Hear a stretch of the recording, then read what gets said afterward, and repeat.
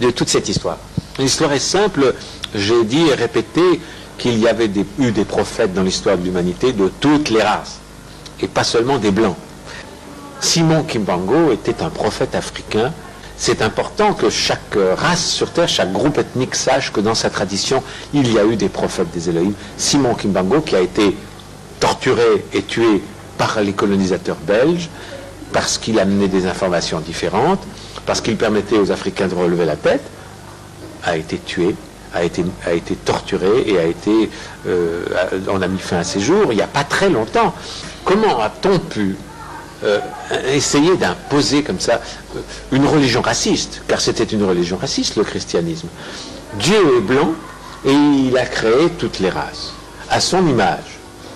Ce qui fait que je suis persuadé que vous l'avez fait étant enfant, et beaucoup de petits Africains ont dit, mais si Dieu m'a créé à son image, il est noir aussi. C'est-à-dire, c'est la logique. Alors bien sûr, les prêtres disaient, on ne pose pas de questions, c'est un péché, tais-toi, Dieu est blanc. Et c'était un mystère. Ils aimaient bien cultiver le mystère, ces gens-là. Et la réalité, elle est tout autre. Car s'il y a un Dieu blanc qui crée des noirs inférieurs, c'est un Dieu raciste. C'est inacceptable. C'est insupportable. Coup prophète, mais à ce moment-là, notre Jésus de toujours, le Fils unique de Dieu, qu'est-ce que vous en dites? De quel Dieu? Le Dieu blanc, noir, jaune? Mais Jésus n'est pas plus important que Simon Kimbangu. N'est pas plus important que Bouddha. Tous les prophètes sont importants à égalité. Et ce ne sont que des messagers. Il n'y avait pas de Dieu le Père et Jésus n'était pas Dieu.